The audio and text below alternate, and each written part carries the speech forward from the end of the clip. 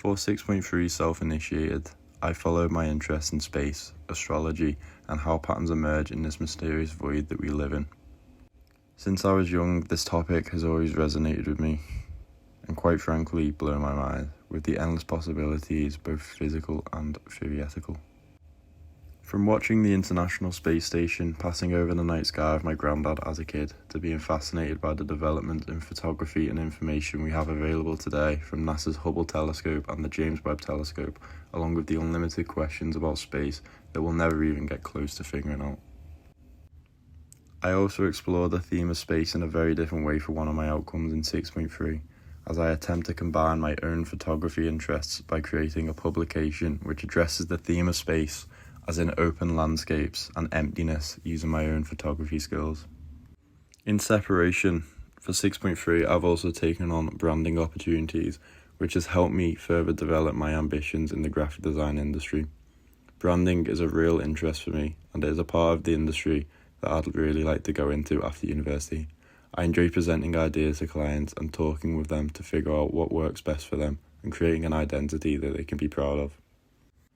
I did a logo design and created a brand identity with Network Rail for the Busking Stations initiative, which ultimately catapulted my ambition in the branding industry. I have also taken part in a tutor brief at the same time, working with Allerton Primary School, where I was head of branding for their new creative room in the school called Room 17. My inspiration for these projects begin with a spark of imagination. Thankfully, I'm quite an imaginative person, so I get these ideas in my head for a certain project and share with people. When working in a team like I was with Room 17, I was full of ideas for the brand activation and listed off many ideas to the team, some of which were maybe a bit too far-fetched, but I listed the original idea to create the identity of Room 17 as a key to creativeness. This idea led to a full workshop at our studio with real doors that they can go crazy on with paint, glitter, crayons, and ultimately whatever they wanted on their doors. I love this process from idea to action, and seeing it all come together was very fulfilling, as well as seeing my logo design dotted all over the workshop, in the school, on tote bags, aprons, and more. When you are a kid, your imagination is so full and almost pure. For me as a kid, I was obsessed with Doctor Who, which as I grew older developed further into a fascination about space, as well as the history of space photography and the development in technologies that have made it possible for humans to learn more about this infinite abyss that we live in.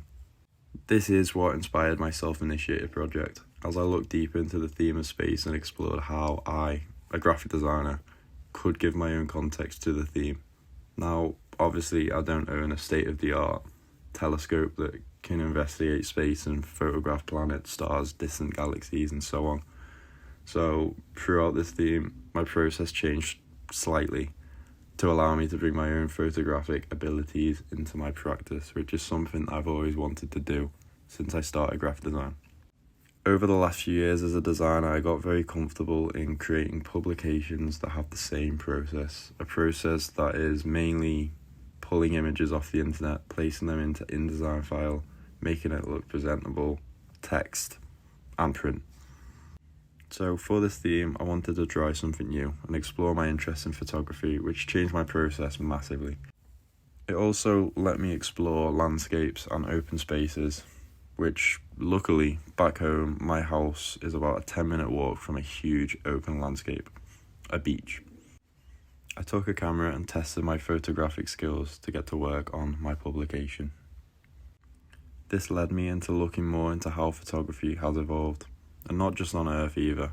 Technological advances has made it possible for photographs to be taken in space, and since its development has further evoked that we now have access to telescopes in space that can take images of stars thousands of light years away, which basically means we can use photography to capture the past, which is absolutely insane to think about.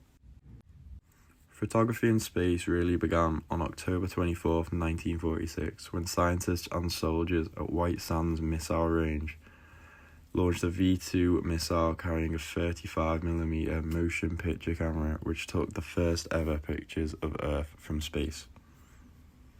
The images were taken at an altitude of 65 miles, just above the accepted beginning of outer space, and the film survived the crash landing because it was encased in a Steele cassette.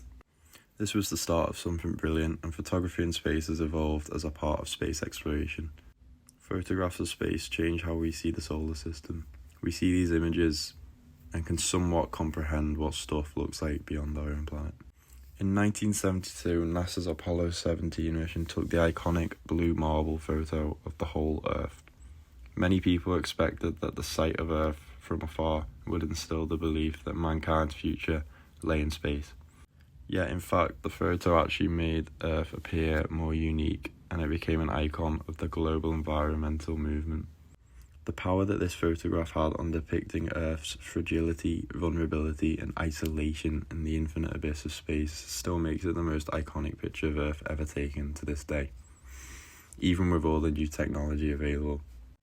NASA understands people's value of the photos taken in space, and today's astronauts aren't just taught how to conduct scientific experiments aboard the ISS, they are also trained in photography, and so much can be learned from images taken in space, not just about other planets, but our own. So, when did space exploration actually begin? It began way before NASA. It actually began in 1957, October 4th, when the Soviets launched the first artificial satellite, Sputnik 1, into space. This was the first real step for humans and the start of the space race, which fired up a competition between two Cold War rivals, United States and the Soviet Union, to achieve superiority in spaceflight capabilities and, of course, bragging rights after a clear tension after World War II. With this competition, the two sides pushed each other further and further, which saw a rapid development in space exploration and ultimately led to NASA being founded in 1958. On April 12, 1961, Yuri Gagarin became the first human to orbit Earth in Vostok 1. In response to this, President John F. Kennedy challenged the nation of the US to achieve the goal before this decade is out of landing a man on the moon and returning him safely to Earth. Following national goals. First, I believe that this nation should commit itself to achieving the goal before this decade is out of landing a man on the moon and returning him safely to the Earth. No single space project in this period will be more impressive to mankind or more important. The US achieved this 8 years later, in 1969. This was a huge leap for mankind. Well, Neil Armstrong said it best. One giant leap for mankind. This was the beginning of many missions to and from space, such as NASA's Voyager spacecraft mission, which was sent into space in 1977, with the aim to explore Jupiter and Saturnian systems to discover new moons and a wealth of data about the outer solar system. The Voyager program was a huge step forward in space photography, and it did things no one could have predicted. And over 40 years after its launch, on December 12, 2023, NASA announced that Voyager 1 finally lost its use to transmit usable scientific data. Voyager 1 still continues to travel further than anything humans have ever sent to space, as it crossed interstellar space back in August 2012. And to this day, Voyager 1 is still alive out there, more than 15 billion miles away, barreling further and further through the cosmos. Photography has interested me since I was young, and so has space. But only now have I been able to address these interests, and in my practice I have managed to bring the theme of space and photography together in an unusual yet optimistic fashion. The theme of space has been slightly manipulated so I can photograph it myself, and I did this by finding open landscape and photographing the beauty of emptiness. The construction of this is held together by a poem by Marvin Bell called Landscape with Open Spaces. This was my most enjoyable outcome to put together as I reached into my desire to practice photography the most. But I also have concerns about the construction of the booklet and if it truly fits the context of space. Personally, I'd say my manipulation of the word is quite smart, but in the context, space is a theme that deserves more. So I thought about the scale of space, the patterns of celestial bodies, and how each planet holds its own personality almost. This led my practice down to paint and screen prints of space that can be examined closely to fit the theme of each planet's behaviour or atmosphere. This was a huge outcome physically, and the booklet stretched over 7 foot tall, and it captures the scale of each planet with the sizings all carefully cut to visualise a journey through our celestial neighbourhood.